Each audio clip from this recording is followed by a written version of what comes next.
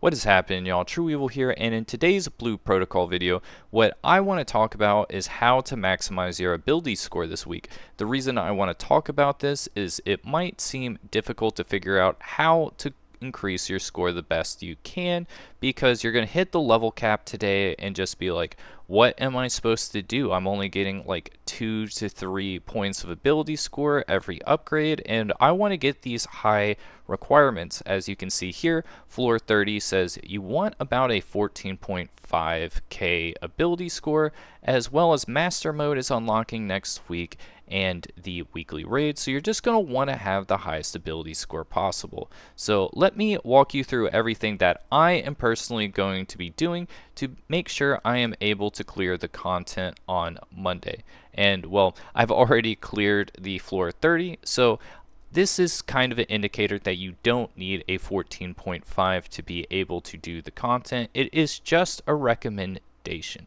So without further ado, let's get in on it. The first thing we're going to talk about on what to work on this week for ability score and just getting ready for those harder in-game modes is going to be battle imagines, because I've been seeing people ignore this and thinking this is just like a whale bait feature with the gacha, and I'm here to say that you can still build everything that you need to get ready for in-game without being a whale. Now, you're not going to have like a max dupe gold or like dupes of a gold, but you most certainly can make a base gold now without spending too much resources, as well as upgrading a purple. And how you go about this is going to be different for everyone. You might want a base gold and an upgraded purple, 2 upgraded purples. It's going to be up to you. I'm going to make a video that I'm going to post tomorrow about just all of the battle imagines and what the best are for free-to-play light spenders to work on. But if you don't know now, I'm just going to give some general advice before that video, which is going to be, you might think that like an upgraded purple isn't going to be as good as just like a base gold. And I'm here to say that it is better to have like a max dupe purple than a gold, which is why I've been working on these two.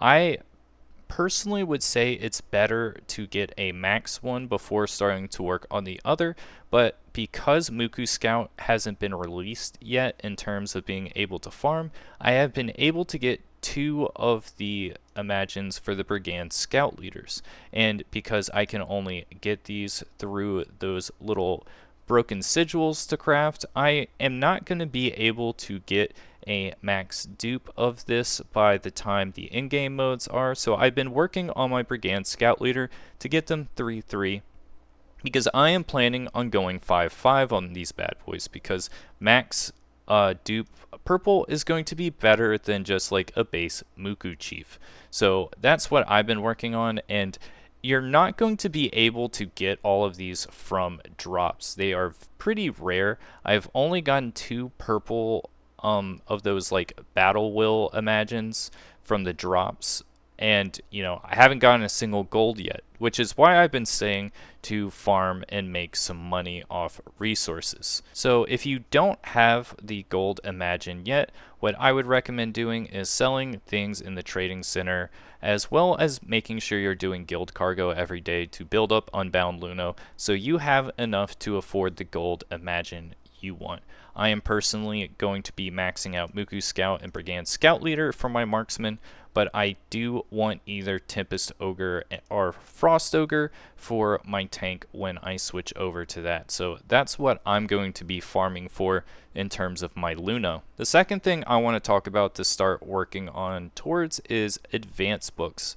And this sounds like a weird thing because they are RNG drops and you only get a certain amount a week, but what I would be saying is that you're going to want to use your Unbound Luno to buy extras, because, well, it'll take forever to max skills otherwise. So if you're not saving up for a battle imagine, I highly recommend spending the Luno on books. And how I would be using them is that if you look at the tiers, the tier 3 and the tier 6 are going to be the biggest spikes and increases.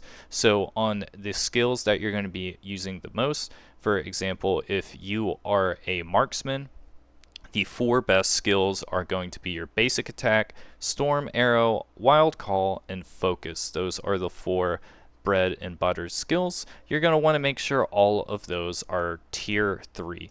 Then the most important skill in your class, it's going to be different for all of them. For marksman, I say it's the basic attack. You're going to want to make sure that when all of the in-game modes unlock, which is going to be when tier 6 unlocks, that you're going to be able to get tier 6 for that. So what I am doing is I have 17 selectors, 2 marksman books, so I need to make sure that I have enough books on the weekly reset. We're going to be able to get 25. So all the books that I'm going to be preparing this week are going to be going into my wild call to really upgrade this and get my wolf damage up to being the best it can be, because those wolves pop off like crazy. So definitely going to be doing this, buying a lot of advanced books with Luno. They're very costly, so make sure that you are making money through life skills if possible. The only real way besides drops in the trading center to get advanced books is going to be through the mystery store. Now, the mystery store, what to purchase is going to depend on everybody. For me personally, I purchase all of the exquisite materials that are on sale because I don't want to pay full price, and they drop very minimally, so I definitely want to be able to build my gold imagines sooner rather than later, as well as always getting the advanced books. Some of the other things like Starforge Crystal, that's going to depend on person to person, but I don't think Starforge crystals are worth it because you're pretty much guaranteed to get them every day through dailies, as well as just like it's a very minimum increase compared to the books in my opinion.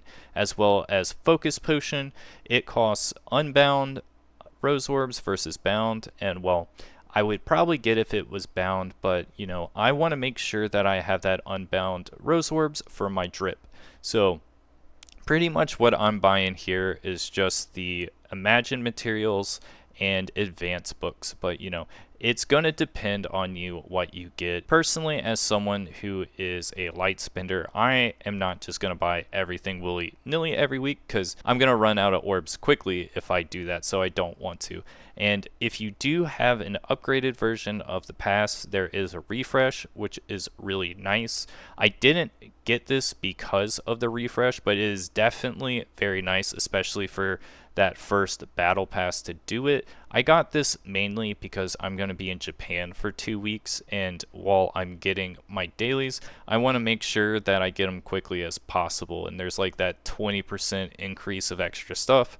So, you know, saving me a couple of minutes every day is definitely going to be worth it when I'm on vacation.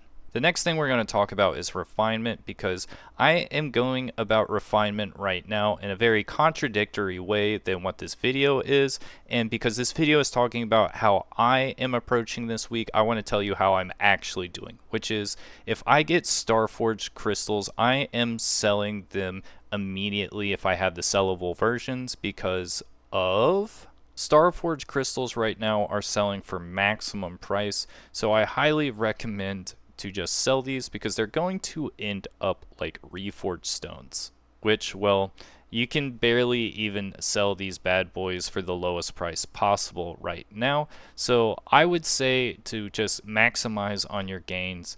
It's that sweet gold rush, so make sure that you're selling your Starforged crystal level 1s and making the maximum profit so that you can afford to get like gold imagines if you're a free-to-play player. It's the best time to maximize on that trading center, so I definitely think it's better to just get that cash money to get the cool things than to just get, well, like +3 ability score. And due to that, I just think you need to maximize on those gains, get the money while you can, and because these are such minimal increases, just how I'm approaching this is we did get an extra 10 for a daily login today, but basically if I have enough Starforged crystals to get an upgrade, then I farm the materials for this, and then all my excess materials for the day, I put it up at the trading center. And because you can also get these through the guild store, I'm mainly waiting till the end of the week when I finally gotten everything else I've wanted out of the guild store out, and just seeing how much of these materials I have to spread the love. So even though this method isn't going to make it so I have the maximum refinement level possible, it is going to make it so when I start playing my tank class in a couple of days, I'm going to have 2 gold imagines versus just like 1 bad purple and 1 gold. So definitely worth those gains in my opinion, but do what you think is right. I'm not your boss. The last thing I want to talk about is emblems, because emblems are going to be really important for master mode. And what you're going to want to do is look at the emblem core and see what total level you need to upgrade this bad boy. And basically the best way to go about this is I am at total level, I need 150. So I want all of these at 25. I don't want to just maximize one of them and leave some of the other ones hanging. And the reason for this is if you look at the difference to level everything up, it's like 260 XP each on all of these to get a level, or once I have to spend 1700 of it, it's just like, why would I keep upgrading this and making it so I don't get the upgrades and the extra passive? So definitely make it wide, get them all to 25. I would say 25 is pretty much the best you're going to do, unless if you AFK like no other, because once you get to about this point, the drop rates start becoming abysmal. And if you don't know where to go to farm emblems, I'm just going to show you really quick. To get to the AFK spot, you're going to want to start at Tempest Ogre. That's the closest place to teleport. And then it's down here. Let me show you where. It's by this campfire, and when you approach it, there's going to be a bazillion people that are going to come in, and boom. And as you can see, just get up close to where a marksman is and put on the auto. I definitely recommend to do a long range class here, because as you can see, the melee characters are just going to like wander around and not be able to get that hit. So definitely much easier to do if you're a marksman. So if you don't have like a long range class set right now, what I would recommend to do is get your secondary class, be it like Verdant Oracle or something like that, and just like let it AFK here.